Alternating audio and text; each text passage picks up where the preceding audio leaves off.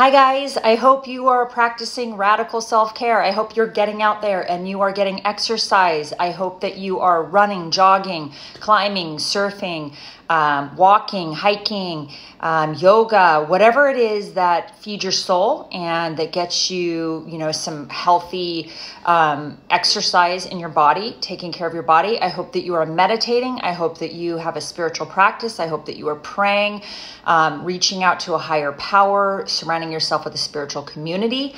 I hope that you are finding yourself or allowing yourself to be around safe, kind, good people, people that love you, people that want the best for you, people that are authentic, people that tell the truth, the people that have empathy. So important. If you've been with somebody like a narcissist or a sociopath or psychopath, you have been in a relationship with somebody who has a severe impairment of empathy or none at all. So you have experienced that and it's awful, especially if you're a trauma survivor. Like, you need to be surrounded by people that have real empathy, that really care and can emotionally connect to other people.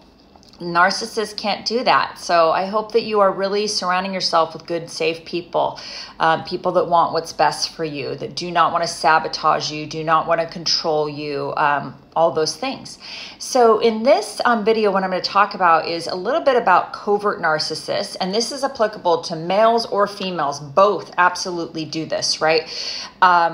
These are some of the reasons why they are particularly dangerous.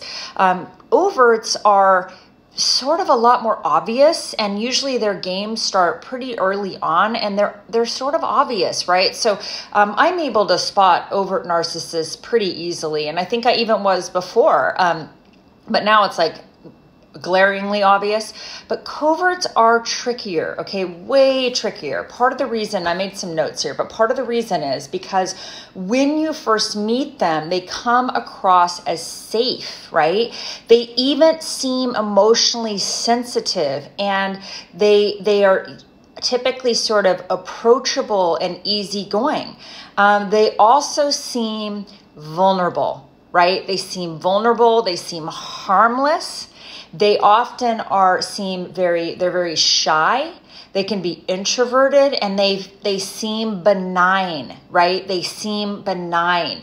So that is how they come across. These people are, these are wolves in sheep's clothing, and they have a cloak that is very difficult to see past.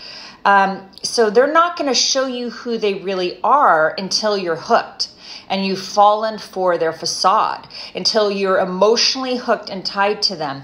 And, then you might start seeing some signs. But even then, you can be in these relationships for a really long time and you don't know what you're dealing with. You might know intuitively, if you spent, a few years with them, that something is off, but you can't quite put your finger on it. And you might think, well, they're mostly good, but they're a little weird. There's something off here, but I'm not sure what it is, right? And you might not be very aware that, like, their silent treatment is deliberate. Their stonewalling is deliberate. I mean, I thought mine had high functioning autism. So I thought, oh, well, he just doesn't know better, right? I did not put him in this context. So what can happen is it's like basically you're like a frog being boiled in water. Like, you are slowly being boiled to death and you don't even know that it's happening, right? So that's why covert narcissists are particularly dangerous. They are almost never visibly abusive. So their abuse is very covert. It's very hidden. It's very psychological. It's very emotional. Make no mistake, they have absolute disdain for you, but that is not going to be obvious. It's going to seep out. Like, if you really pay attention, you're going to see it, but it's very, very hidden.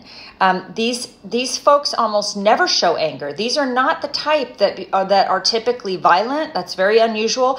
They are very rarely even verbally abusive.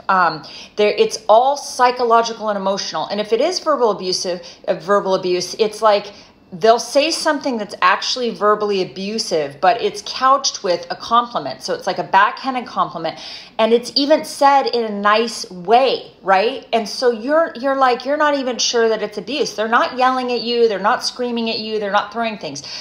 That is more the overt narcissist. Now, make no mistake, some people can vacillate between being covert and overt. That does happen sometimes. But the reason why these people are so dangerous is because they come across as being, when you first meet them, and even for a while they can maintain this, they come across as being benign. They come across as being shy, sweet, sensitive, and you think that you're dealing with somebody who's vulnerable and who's fragile, and you even intuitively pick up on that fragility. And if you're a woman, it's probably going to evoke your maternal instinct to protect them, to care for them, right? If you're a man, I mean, I'm being sexist right now, so forgive me if I don't mean to offend anyone, but this is just, I'm sort of stereotyping, but it might bring about that fathering instinct to care or protect, right? So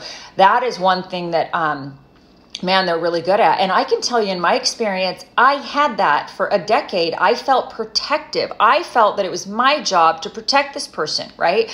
I'm pretty strong person. And, I felt like this nurturing, this mothering instinct. And I never ever talked bad about this person. I never did a quote unquote smear campaign or anything. Never ever talked bad about this person behind his back. In fact, everyone in my life who knew me, I was always very complimentary. I would defend him. Sometimes, some people in my family would point out some stuff that was a little weird. And, my business colleagues are like, well, why isn't your name on the house or whatever? And so I would always defend him, right? Because I always I felt this nurturing, protective instinct, my mothering instinct. That's what this person evoked in me. I don't think an overt narcissist is, at least for me, wouldn't evoke that same response, because if somebody is outwardly aggressive with me, then I'm automatically I'll go into my shell and I try to get away from them. So in some ways, somebody like my personality is very susceptible to a covert narcissist, because I have, a lot of empathy and I'm very nurturing and mothering. So it really woke that up in me, where I was I protected this person. I defended this person. This person, I talked really good about this person behind his back. I didn't know what I was dealing with. I didn't know I was with somebody that had a double life. The person I thought I knew would never, ever be okay with destroying 2 families. It would never be okay with destroying 3 little children in that family, breaking up a marriage, discarding my son, breaking up 2 families. The person I thought I was with would never be capable of that. Not at all. I thought I was with somebody who was really protective of children, who would never do such a thing. But then I found out the truth, and I was like, oh my gosh, this person has no empathy. And that all came out when the mask came off. I saw the absolute lack of empathy. And even in the relationship, the empathy was weird. When somebody died in my family, the way he responded was very off. Or when somebody died in his family, it wasn't a normal display of grief. It was very artificial. It was this person didn't know how to express, or seemingly didn't experience grief when people close to him. His grandfather, who was a really wonderful person, died, just didn't seem to have any feelings about it. It was very odd. So in retrospect, I can look back and see those things. But I think in the beginning with these people, the reason why it's so easy to get sucked in, and, I think this is probably particularly true for female narcissists, is, these people are coming across as, vulnerable, harmless, shy, emotionally sensitive, sort of approachable. Some can even come across as sort of easygoing.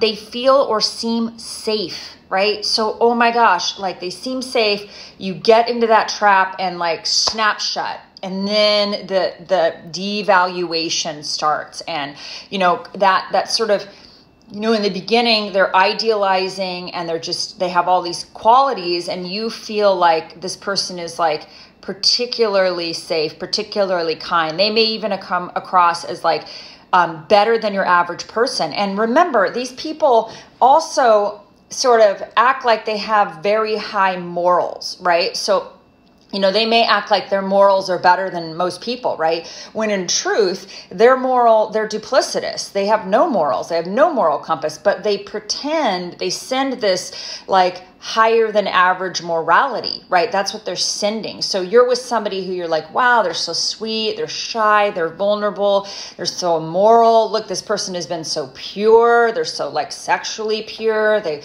you know, hardly even been with anyone. They're these like little angels, right? Let me tell you, they're not. They're like street angels and house devils. So I don't know if that helps you or not, but yeah, these are some of the reasons why the covert narcissists are particularly dangerous. So be safe out there, you guys, and take care. Bye-bye.